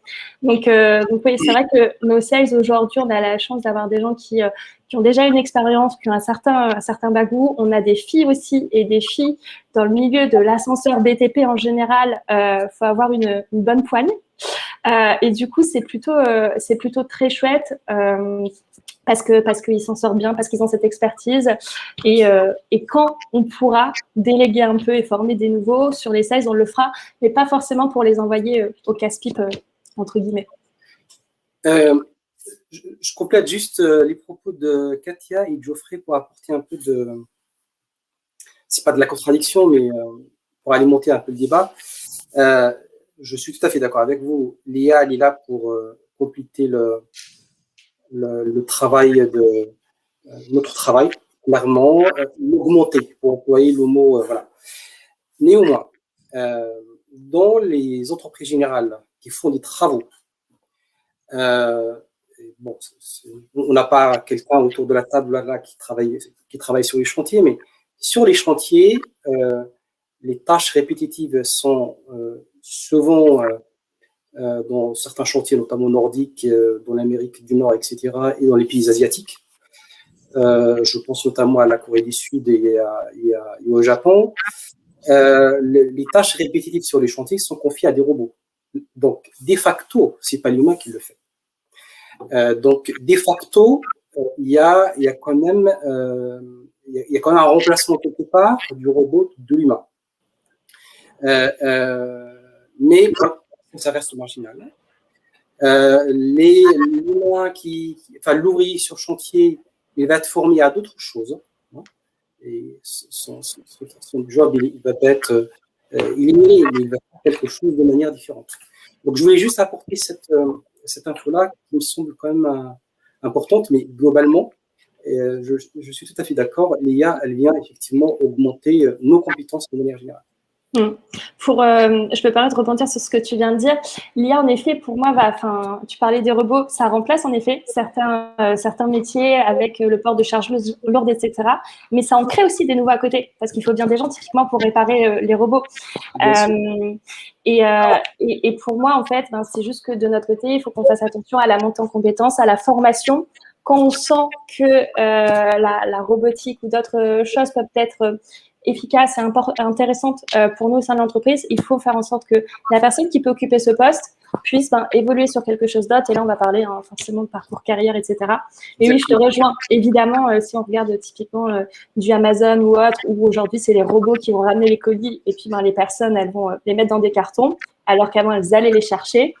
Voilà, c'est des évolutions de métier. Et après, il faut relativiser, hein, parce que ce qu'ils nous montrent, malheureusement ou heureusement dans les médias, c'est que des robots de chez Boston Dynamics qui dansent avec la musique, qui font la gymnastique, etc. C'est pas la réalité. Ces robots-là, ils sont à 700 KE la pièce. Voilà, faut vraiment mesurer un peu les choses, quoi. Exactement. Mais d'ailleurs, j'ai l'impression qu'on est un petit peu en retard dans ce domaine en France. Et je pensais à WeMaintain qui a ouvert une filiale en Angleterre, si je dis pas de bêtises. Alors, est-ce que vous voyez une différence par rapport à la façon dont là, vous avez été reçu sur les nouvelles technologies, dans le secteur même de l'ascenseur? Oui, alors, en fait, c'est assez amusant parce qu'il y a un mélange il y a des différences et il n'y en a pas. Je veux dire, le métier au niveau de la maintenance ascenseur à proprement parler, c'est le même. En fait, le matériel, justement, comme il n'y a que, grosso modo, quatre grands constructeurs d'ascenseurs, le matériel est sensiblement le même au Royaume-Uni et en France. Le fait est que le cadre réglementaire, par contre, est très différent. Enfin, très différent, c'est-à-dire qu'en France, je vous ai parlé de la limite des 6 semaines. Au Royaume-Uni, il n'y a pas de limite a priori dans la loi. Ce sont les entreprises d'assurance qui définissent quelle est la périodicité du contrat. Au niveau du système informatique que nous utilisons chez WeMaintain, donc vous avez compris qu'on a vraiment beaucoup d'éléments qui sont liés au numérique chez WeMaintain, et donc le système informatique qu'on utilise de part et d'autre de la Manche, c'est le même. Et par contre, en termes d'appétence au niveau des clients, effectivement, il y a un certain appétit pour l'IoT de l'autre côté de la Manche qu'on sent un petit peu moins en France. Et typiquement, en Angleterre, on a des escalators, chose qu'aujourd'hui, on n'a pas encore en France. Ah, d'accord. Et pour quelle raison, du coup? C'est un choix commercial, mais justement... Le lobby de l'escalator qui est impénétrable en France, peut-être un peu plus. C'est une question humaine, en fait, au final. Ouais. C'est de qui on dispose à quel endroit, quoi. Bien sûr. Mais ce qui est très intéressant, c'est que justement, on se sert ensuite du numérique pour transférer des informations, des connaissances depuis notre filiale à Londres vers Paris. Et inversement, bien sûr. Ok, hyper intéressant. En tout cas, voilà, on fait du chemin avec vous et c'est le principal. Je voulais revenir sur un élément aussi, sur l'aspect formation. Katia, tu disais que les profils qui vous intéressaient, c'était d'abord des gens qui étaient débrouillards, donc il n'y a pas vraiment de formation académique sur ces métiers, ou en tout cas qui permet d'identifier ce côté, cette appétence sur les nouvelles technologies et sur nouveaux types de sensibilité qu'on attend des futurs candidats. Est-ce que c'est le cas pour tout le monde, Jean-Christophe, par exemple, de ton côté? Est-ce que tu as des préférences en termes de candidature ou sur les gens que tu recrutes?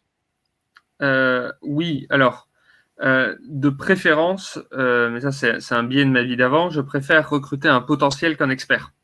C'est-à-dire, je préfère recruter quelqu'un qui n'est pas forcément quelqu'un qui connaît un certain métier précisément ou autre, puisqu'en réalité, on est en train de découvrir que le métier de plaquiste en hors-site n'a rien à voir avec le métier de plaquiste sur chantier, mais plutôt des gens qui ont un goût, alors dans le cas du travail manuel, qui ont un goût pour le travail manuel. Et je pense qu'il y a un vrai travail, et la France malheureusement est particulièrement atteinte là-dedans sur une forme de hiérarchie entre les travaux manuels et les travaux non manuels, une hiérarchie implicite qu'on retrouve à tous les niveaux et dès le plus jeune âge, malheureusement, dans les problématiques d'orientation. Et là-dessus, nous, on travaille beaucoup pour essayer de sourcer les bons talents. En plus, le BTP souffre d'un manque criant de main-d'œuvre. On a l'avantage de proposer des conditions de travail qui sont beaucoup moins difficiles, notamment pour des rythmes de vie, de famille ou autres que le BTP, qui sont moins pénibles également. Mais du point de vue du recrutement, oui, de base, on va recruter au bureau d'études plutôt des potentiels. Donc des ingénieurs pas forcément spécialisés, mais qui sont capables de monter en compétences et qui ont le goût de la chose, surtout. Ça, c'est très important. Sur certains métiers très spécifiques, comme l'électricité, la plomberie, le chauffage, là, on recrute des experts assez seniors, donc des électriciens, un peu avec la même stratégie que WeMaintain et les techniciens d'ascenseur, recruter des gens qui ont peut-être des cheveux gris, mais qui ont vu plein de situations et qui vont amener leur knowledge à la société. Et puis pour lier tout ça sur toute la partie un peu tech, innovante, on va prendre des gens, mais qui ont toujours un background terrain. C'est-à-dire que tout notre bureau d'études, tous nos ingénieurs de conception sont des gens qui sont passés par le rang, c'est-à-dire CFA, Bac Pro, BTS, ingénieur, ce qui est assez rare là aussi en France. Mais l'avantage, c'est que tous ceux qui conçoivent, ils savent que quelqu'un va le fabriquer derrière. En plus, vu que c'est la même société, la dépendance est encore plus forte que si le bureau d'études est séparé de la réalisation. Et ils savent ce que ça veut dire que de déplacer une poutre dans un atelier, que de venir couper du tube 5 heures par jour, puis le souder. Et donc, ils essayent de concevoir les bâtiments de manière à penser aussi à l'opérateur qui va le mettre en œuvre. Et pour ça, ça demande des profils assez polyvalents et surtout avec des parcours, des parcours assez atypiques. Bien sûr. Et du coup, oui. Si je peux rebondir là-dessus, recruter un potentiel plus que des personnes pleinement formées a priori, c'est tout à fait notre état d'esprit à l'intérieur de l'équipe R&D, hein, parce que de toute façon, chez WeMaintain, on a 3 valeurs, Great Care, Uniqueness. Donc ça, ce sont les éléments humains sur lesquels on se base. Et ensuite, dans le cas de la R&D, il y a tout un esprit, un aspect curiosité qui est nécessaire. Et quelque part, c'est un peu structurel d'être obligé de recruter un potentiel, parce que si on fait de la R&D, on ne sait pas vers quoi on va aller dans notre cas. Donc voilà, on attend avant tout des personnes qui sont curieuses et qui ont pas peur de nouveaux défis, quoi. Oui, tout à fait ça. Ah, Geoffrey nous rejoint depuis sa voiture, je pense. Il nous avait annoncé qu'il serait obligé de passer dans son véhicule à 17h30, mais il y allait à l'heure. Geoffrey, bonjour. En direct. Ok. Oui, donc merci Olivier pour cette remarque, c'est exactement ça. Et nous, ce qu'on identifie beaucoup dans les différents entretiens qu'on fait passer, c'est tout de même si, de manière générale, pour tous nos clients, on essaye de déconstruire les a priori, parce qu'il y en a. Certains de nos clients recherchent tel diplôme, telle expérience bien précise, et on essaye de leur faire comprendre qu'évidemment, une expérience ne fait pas un collaborateur et que ça dépend de chacun, de son caractère, ses envies, son parcours de vie, etc. Donc, ça dépend d'énormément de facteurs. Et qu'il n'y a pas de candidat parfait. Cependant, de manière générale, des profils, disons, classiques du BTP, des grands groupes du BTP, de manière générale, ou voilà, et qui ont été formés de façon aussi classique, ont plus de mal parfois à se remettre en question et à adopter cette façon d'être qui doit toujours remettre en question toute tâche au quotidien et repenser sa manière de faire. Et au bout de voilà, et plus les années passent, plus c'est difficile de se remettre en question, je pense. Moi, le premier, hein, c'est compliqué de se remettre en question pour tout à chacun. Je ne sais pas si c'est quelque chose que vous observez. Est-ce que vous avez, vous, des exemples, des contre-exemples, parce qu'il y en a, heureusement, de personnes qui viennent d'un parcours très classique, qui, au final, ont réussi à bien s'adapter dans vos environnements. Ils ne le sont pas. Moi, je vais parler d'un petit exemple qu'on a chez nous, d'une personne qui s'appelle Jean-Gilles, qui fait partie du coup des personnes qui ont beaucoup d'expérience dans la boîte et qui ont su extrêmement bien en fait s'adapter un petit peu aux difficultés qu'on peut rencontrer dans une start-up où voilà, c'est très technologie, on parle beaucoup par écrit, on utilise des messageries internes, on va boire des verres le jeudi soir. Alors je dis pas que ça se fait pas ailleurs, mais c'est vrai que c'est une culture qui est assez présente en général dans des environnements un peu start-up. Et pour le coup, nous, notre Jean-Gilles, c'est super bien adapté. C'est quelqu'un avec qui moi, j'adore travailler parce qu'il a cette expérience et cette expertise au niveau de son métier. Et d'un autre côté, c'est une personne qui est très ouverte d'esprit. Et du coup, dans ses recrutements, chose qu'on peut rencontrer parfois malheureusement, mais il va pas me dire je veux un opérationnel, cherche-moi quelqu'un qui est opérationnel chez nos concurrents. C'est plutôt ok, cherche-moi quelqu'un avec qui le fit va passer, qui a envie de bosser pour nous, qui aura des bonnes idées. C'est une personne qui va être à l'aise avec la technologie qu'on utilise, avec nos réunions qu'on va faire avec nos webcams, etc. Donc c'est plutôt très chouette. Et après, forcément, on a aussi des contre-exemples. Alors, typiquement, quand on recrute des gens d'une certaine seniorité, je vais penser à nos experts techniques. Eh ben oui, on va rencontrer des gens qui, techniquement, vont être juste incroyables. Mais en termes de fit, ça ne va pas le faire avec notre environnement. Parce que en termes de technologie, ils n'accrochent pas, ils ne veulent pas s'y mettre, parce qu'en termes de remise en question, c'est compliqué. Et donc, ces gens-là, on préfère leur dire non, alors qu'ils sont vraiment très, très bons, plutôt que de prendre en fait le risque de se dire intégrer ce type de personnalité chez nous, c'est prendre le risque peut-être de perdre 2-3 techniciens. Et là, en fait, ce serait compliqué. Et pareil, ce ne serait pas aligné par rapport à nos valeurs. Donc, pour nous, on parle beaucoup de hard skills et soft skills. Et on va avoir tendance à privilégier parfois les soft skills parce qu'on préfère recruter quelqu'un qui est bon, mais avec qui le fit est incroyable et qu'on pourra toujours faire monter en compétences, plutôt que de quelqu'un qui est très bon et qui, en termes de fit, on n'est pas la bonne entreprise pour lui. Et c'est plus facile de faire monter en compétence quelqu'un techniquement que de faire changer la mentalité d'une personne. Moi, je dis tout le temps, tu voulais ta citation, la voilà, chasser le naturel et revient au galop. Donc, du coup, pour moi, il y a des gens, on est comme ça à partir de 50, 55 ans, c'est compliqué. Et si je peux juste ajouter, au sein de l'équipe, on essaye aussi, dans la mesure du possible, de vraiment diffuser les connaissances très largement, parce que structurellement, on est une petite équipe qui a à faire des projets qui touchent à beaucoup de sujets différents. Du coup, chaque membre de l'équipe est en fait l'expert au sein de l'équipe sur son sujet. Et du coup, tout le travail à ce niveau-là, au niveau du management, c'est justement de réussir à diffuser les connaissances et que tout le monde progresse sur son propre sujet, bien sûr, mais également sur les sujets aux alentours.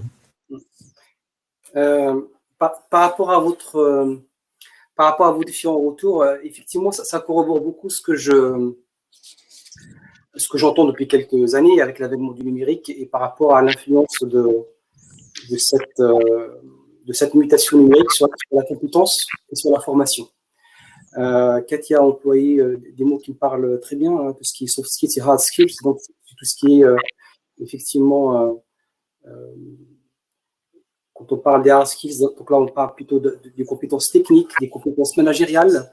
Celles-là, elles sont recherchées par les entreprises, mais les entreprises les considèrent comme acquises par la formation, par l'expérience, etc. Ce qui intéresse beaucoup les entreprises, c'est ce que disaient Katia et Olivier, c'est les compétences comportementales, c'est les compétences relationnelles, comment je m'insère dans une équipe. C'est mon agilité, parce que le numérique, par essence, c'est agile, donc il faut que je m'adapte rapidement. C'est apprendre à apprendre. Chaque jour, on apprend des choses dans le domaine du numérique, donc il faut apprendre à apprendre une compétence.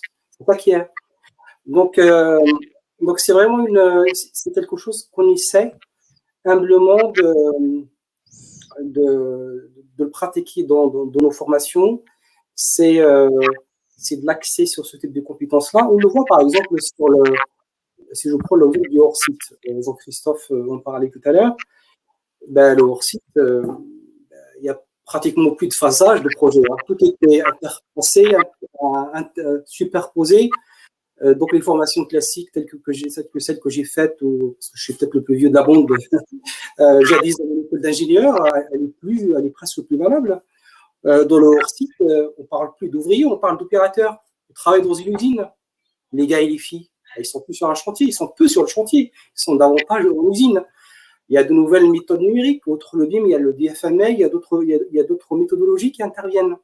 Donc le métier est chamboulé, l'acquisition de compétences est complètement chamboulée. Ça me permet de dire aussi une chose importante, c'est que on parle beaucoup de formation à distance. Évidemment que c'est important et heureusement qu'on a cette formation, qu'on a eu la formation à distance pour cette crise et cette pandémie pour continuer à travailler correctement et former les jeunes et les moins jeunes d'ailleurs. Néanmoins, la compétence, c'est la rencontre de la connaissance avec l'expérience, avec le terrain. Et parce que s'il n'y a pas de terrain, de confrontation du terrain avec la connaissance, on n'acquiert pas la compétence. Et dans nos métiers, un chantier, ça ne se monte pas virtuellement. Il faudrait aller sur chantier et travailler. Donc tout ça pour dire que le numérique a chamboulé quand même l'acquisition de compétences. Donc, ça, c'est très important. Il faut vraiment beaucoup d'agilité. Il faudrait les compétences techniques, encore une fois managérielles, ça reste presque, je dis bien presque annexe. Et puis évidemment, pour se former au numérique, il faut le terrain.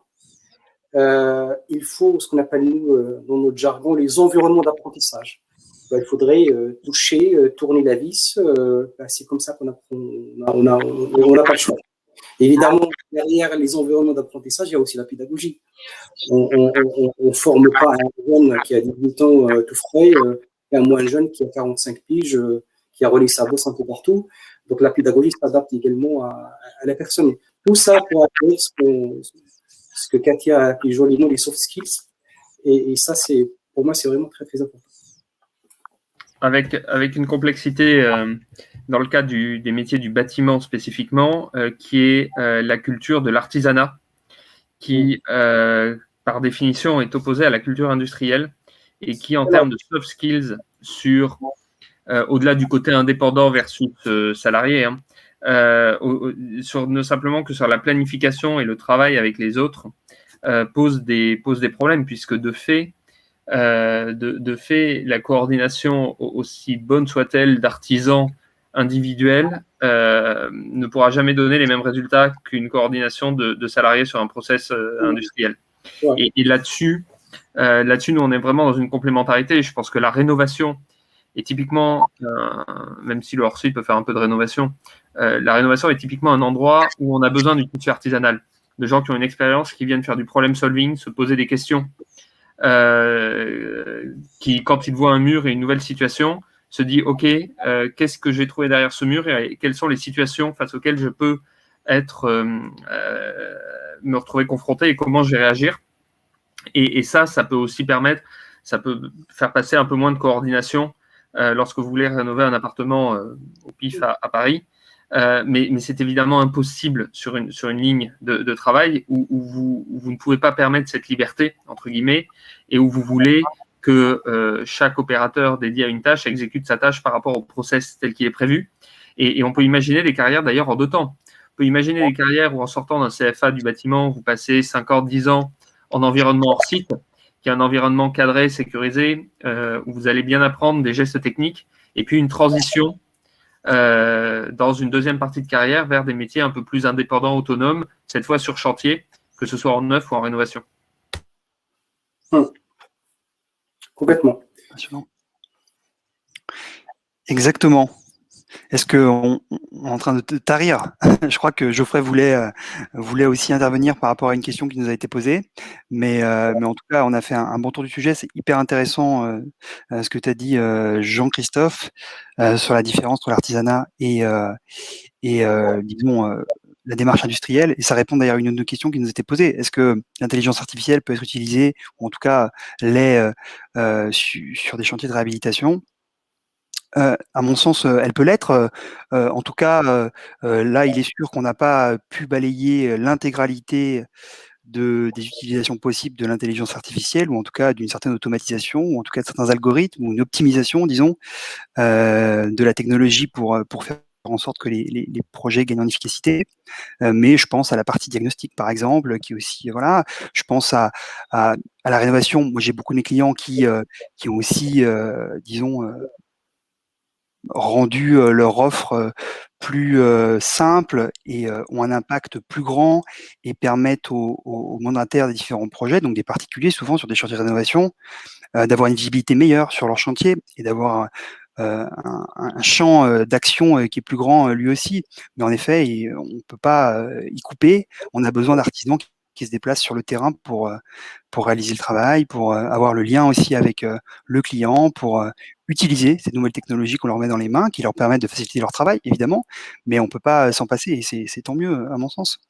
Mais oui, parfois, il peut y avoir des petites cultures clash, j'imagine, dans ce domaine. On va peut-être faire le tour des différentes questions. Alors, je ne sais pas si tout le monde avait fait le tour de son sujet, si vous avez des choses encore dans un coin de la tête. Moi, il y a juste une question sur l'évolution des contenus des formations. Oui. Donc, je me sens particulièrement concerné, si je peux me permettre. Bien sûr, quand même. Simplement pour dire que oui, on essaie, évidemment. Évidemment, les formations que l'on a à tout niveau, que ce soit du technicien à l'ingénieur, voire plus. Évidemment, il y a une bonne dose dans ces formations-là, en termes de contenu et bien sûr d'acquisition de compétences sur le BIM, sur le hors-site, mais évidemment, il n'y a pas de formation dédiée qu'à l'IA, ça va de soi. L'IA, c'est transverse, c'est un peu partout. À mon goût, elle est particulièrement injectée dans les formations BTP, voilà. Ça viendra.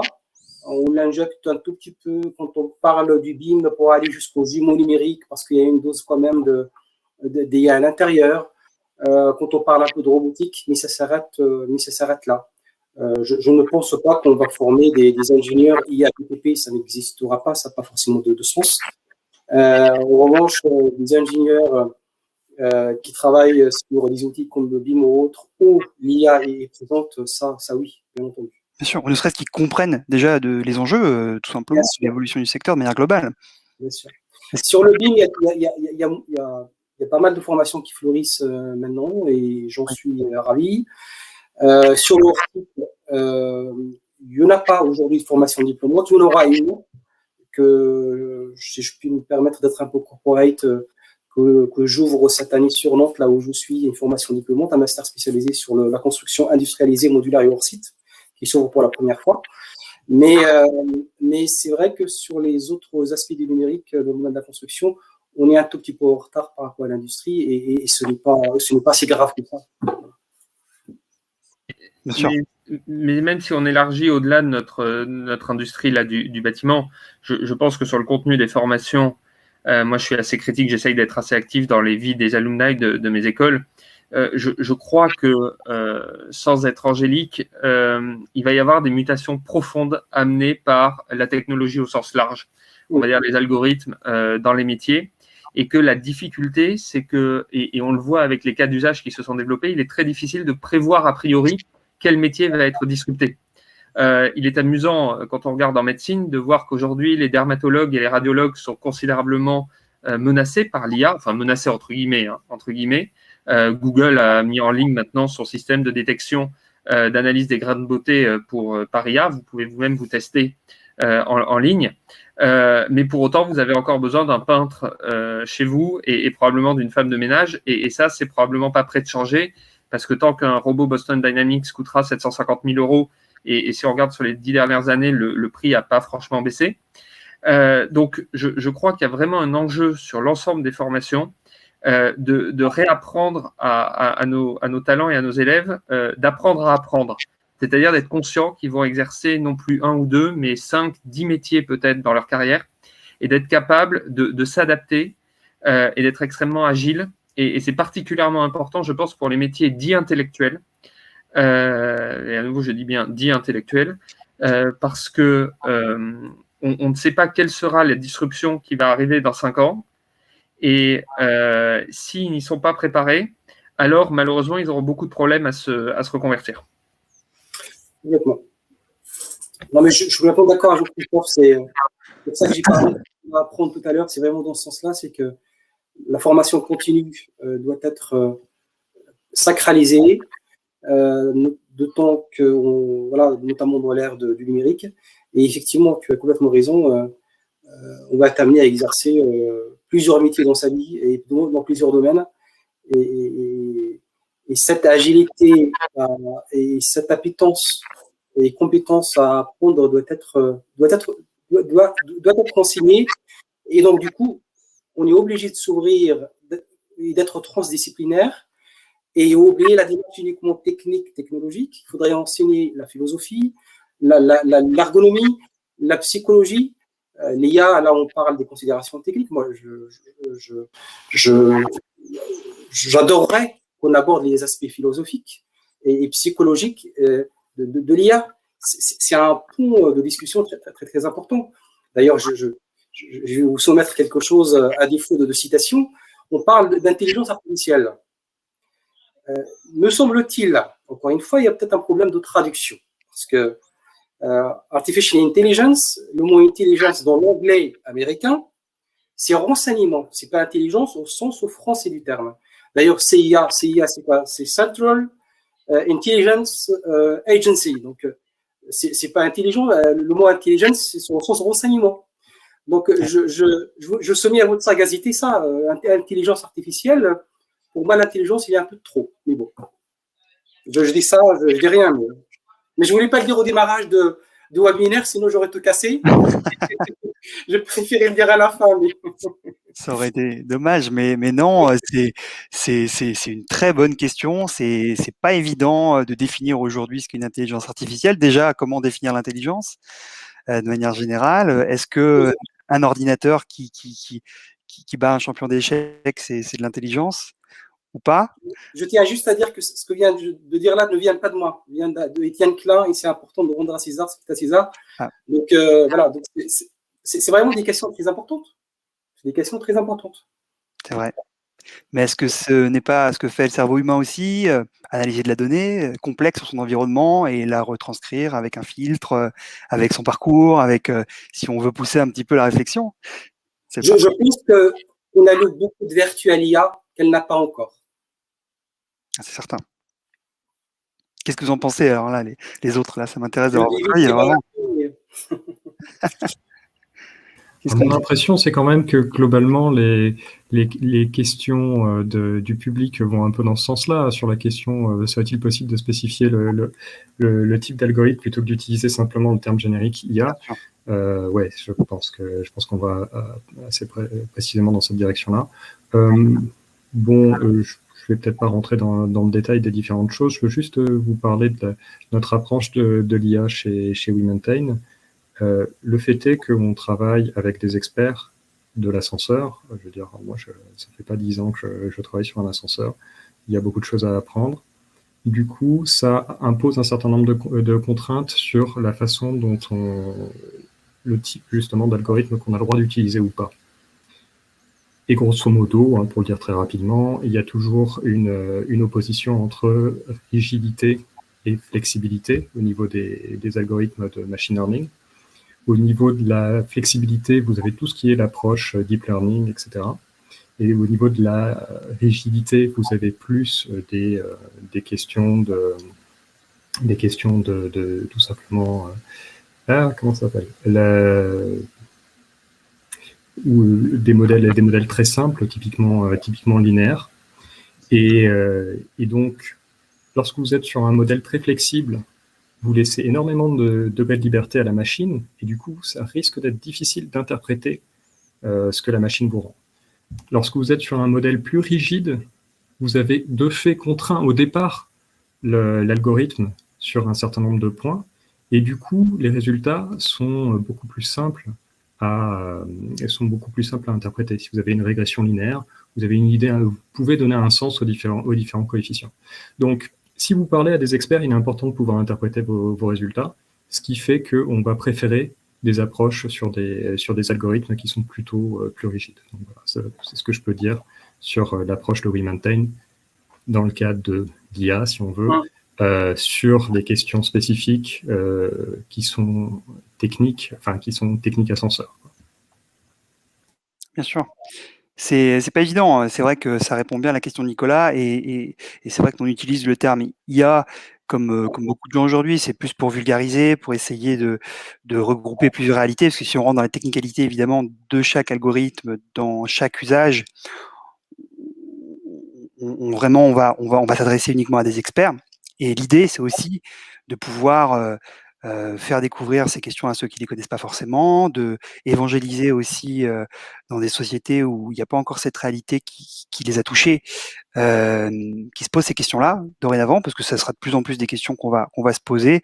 Et le terme IA nous paraissait, disons, assez vendeur à ce titre-là. Après, oui, ça n'empêche pas de le questionner évidemment, de savoir ce que ça regroupe, et de dire que ça n'a d'intelligent que le nom, ça c'est sûr.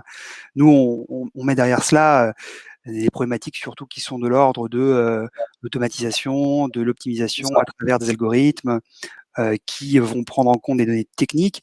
Après, si on va sur un terrain plus humain, là, il y a la dimension éthique qui rentre évidemment en ligne de compte, qui est, selon moi, un peu moins présente dans le BTP, enfin, c'est moins nécessaire en tout cas dans l'utilisation de l'IA telle qu'elle est faite dans le BTP aujourd'hui. Mais dans le recrutement, par exemple, je sais que l'IA, c'est une question qu'on se pose en tant que cabinet de recrutement, et certains acteurs dans le domaine l'utilisent déjà. Nous, on n'ira pas. On estime que pour interagir avec un être humain, pour lui proposer un projet qui l'intéresse, et pour comprendre aussi un besoin d'une entreprise et pouvoir faire un fit, un match qui fonctionne, il faut un autre être humain derrière. Et ça c'est assez évident, mais c'est des questions qu'on se pose, évidemment. Donc voilà pour l'aspect définition du terme IA, ce que je peux dire moi aussi, de mon côté. Si tu permets, Maxime, sur la partie éthique dans le BTP, tu as raison, c'est l'IA dans le BTP, elle n'est pas suffisamment pénétrée pour parler de considérations éthiques. Néanmoins, on a quand même un cas très emblématique, très intéressant à considérer. C'est dans le domaine de la ville intelligente. C'est le cas de Google avec sa filiale Sidewalk à Toronto, parce que Google voulait évidemment rentrer dans le secteur de la ville et du bâtiment, notamment via sa filiale Sidewalk. Et ils ont travaillé sur un projet urbain très futuriste, très connecté, une ville intelligente, entre guillemets, avec plusieurs milliards de dollars d'investissement, etc. Et au bout de quelques années, Google a tout arrêté. Et pourquoi ils ont tout arrêté? Justement à cause des considérations éthiques. Pourquoi? Parce qu'ils sont allés tellement loin dans la demande de données pour nourrir leurs algos, justement, sur la ville. Ils sont allés tellement loin que les habitants de Toronto, à un moment donné, ils ont dit stop, on arrête, on ne sait pas ce que deviennent nos données. Et donc, ce paramètre-là, déontologique, éthique, a fait capoter tous les projets de Google dans le domaine de la Smart City. Donc, c'est quand même, ça reste quand même un point prégnant malgré tout. Dans le domaine intéressant. Ouais, très, très intéressant. Très intéressant. Ok, bon, je pense qu'on a fait un peu le tour. J'ai passé en revue un petit peu les questions qui nous ont été posées. A priori, on a répondu à toutes dans le fil de la discussion, donc tant mieux. Bravo à tous, merci vraiment. Je ne sais pas si quelqu'un veut rajouter quelque chose, mais en tout cas, j'aimerais passer la journée avec vous. Je pense que là, il faut qu'on réduise un petit peu et qu'on mette un terme à cette entrevue. Mais voilà, peut-être un mot de la fin pour chacun.